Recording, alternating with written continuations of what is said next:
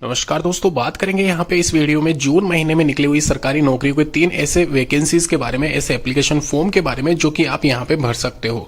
Total मिला के 70-80 हजार के करीब यहाँ पे जून महीने में वैकेंसीज अवेलेबल है और ये सारी वैकेंसीज सरकारी नौकरी रहने वाली है।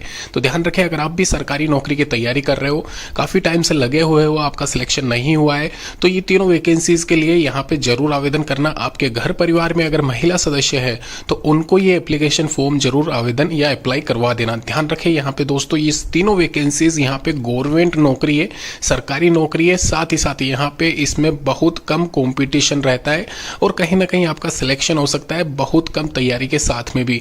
कुछ एक वैकेंसीज इसमें ऐसी है यानी कि 30 से 40 हजार के करीब, जहां पे कोई आपका यहाँ पे एग्जामिनेशन नहीं होगा, डायरेक्ट सिलेक्शन होगा, सीधी भर्ती रहेगी, मेरिट बेस्ड सिलेक्शन किया जाएगा। तो चलिए अभी डिटेल में बात कर लेता हूँ। यहाँ पे मैं NHM रिक्रूटमेंट 2026, आपने अभी तक यहाँ पे इस वैकेंसी का नाम नहीं सुना है तो इसको दिमाग में घुसा लीजिए, क्योंकि यहाँ पे ये जो वैकेंसी रहने वाली है बम्पर वैकेंसी है, सिलेक्शन श्योर दिलाती है। बहुत कम एप्लीकेशन फॉर्म इसलिए आते हैं क्योंकि ये टेंडर बेस्ड रहती है, लेकिन 2 साल के भीतर आप यहाँ पे अगर कंटिन्यू इस वैकेंसी में लग के यहाँ पे नौकरी कर लेते हो तो उसको ये परमानेंट कर दिया जाता है। पिछले साल का भी यहाँ पे यही सीन था, इस बार भी यही रहने वाले है। तो मैं यहाँ पे डेट मेंशन की हुई है, मई महीने में इसके रिगार्डिंग नोटिफिकेशन रिलीज है और जून में स्टार्ट यहाँ पे इसके एप्लीकेशन फॉर्म हो जाएंगे भरना।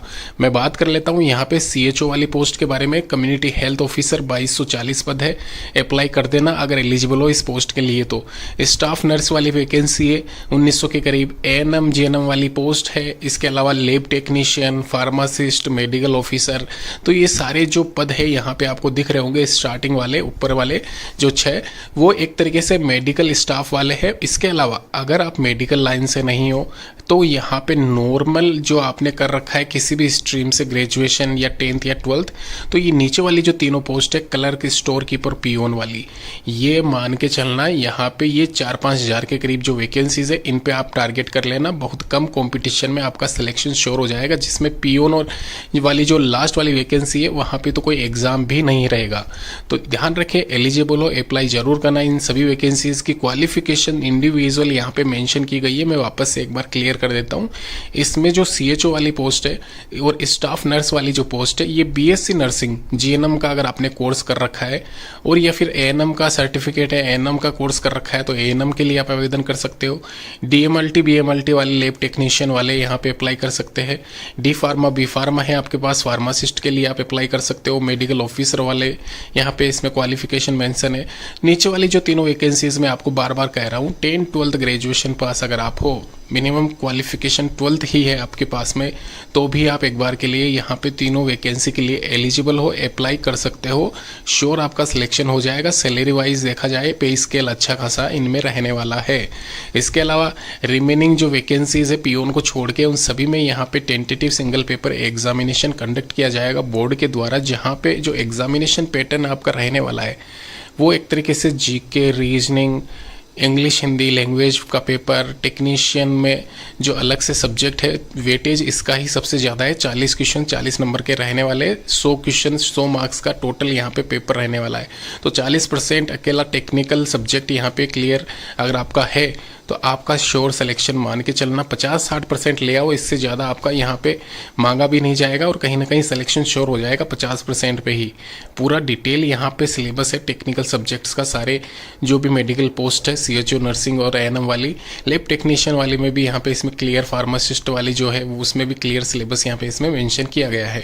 ध्यान रखें, एक और वैकेंसी यहाँ पे निकली हुई है UIDAI की तरफ से, भारतीय विशिष्ट पहचान प्राधिकरण भर्ती 2026, जो कि आप कह सकते हो आधार रिक्रूटमेंट 2026। जहां पे अगर मैं पोस्ट वाइज बात करूं तो यहाँ पे आपको पोस्ट देखने को मिलेगी manager data central general category के 350 पद है, जो कि एक तरीके से एक्सपीरियंस बेस्ड रहने वाले 2 साल का आपके पास में मांगा जाएगा। इसको छोड़ दो, एक रीजनल डिस्ट्रीब्यूटर वाली पोस्ट को छोड़ दो। इसके अलावा सभी पोस्ट पे फ्रेशर्स यहाँ पे आवेदन कर सकते हैं, जैसे कि असिस्टेंट मैनेजर वाली पोस्ट है, फ्रेशर्स यहाँ पे आवेदन कर सकते हैं।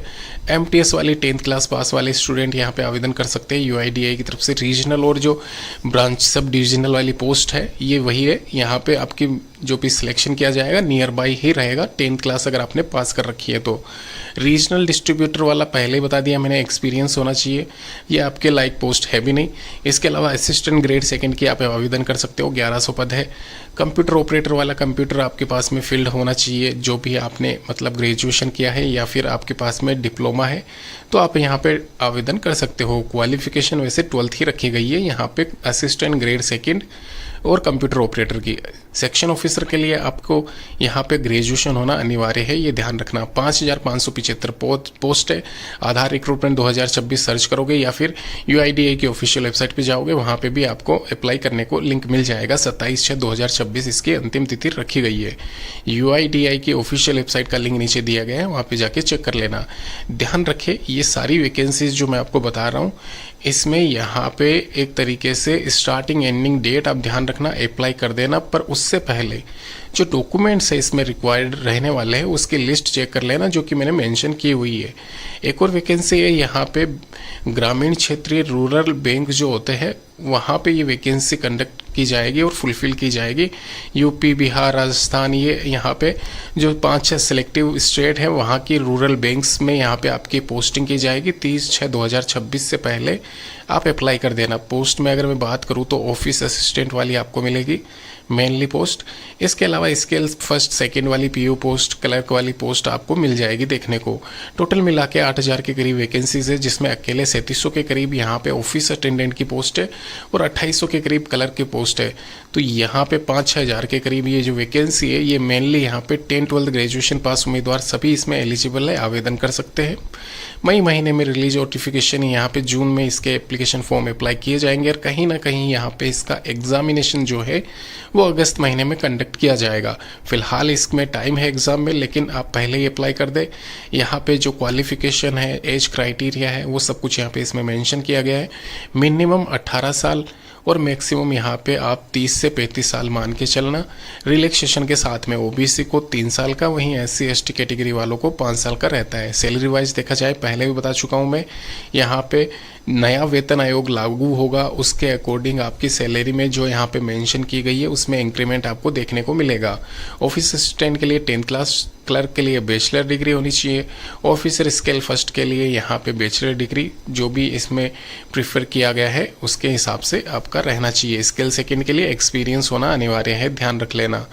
और यहाँ पे पूरा मेंशन किया गया है सब कुछ क्लियर। सिलेक्शन प्रोसेस फिर से बता देता हूँ, यहाँ पे इंग्लिश, रीजनिंग, न्यूमेरिकल एबिलिटी के क्वेश्चंस यहाँ पे आपसे पूछे जाएंगे। 30-30, 35-35 क्वेश्चंस के यहाँ पे रहेंगे, जैसे कि रीजनिंग और न्यूमेरिकल एबिलिटी के 35 क्वेश्चन 35 मार्क्स के, वहीं 30 क्वेश्चन इंग्लिश के यहाँ पे पूछे जाएंगे। 100 क्वेश्चन 100 मार्क्स के रहने वाले हैं और अच्छा खासा यहाँ पे 60-65 के आसपास कट ऑफ आपका रहने वाला है। बाकी सभी लिंक नीचे डिस्क्रिप्शन बॉक्स में है।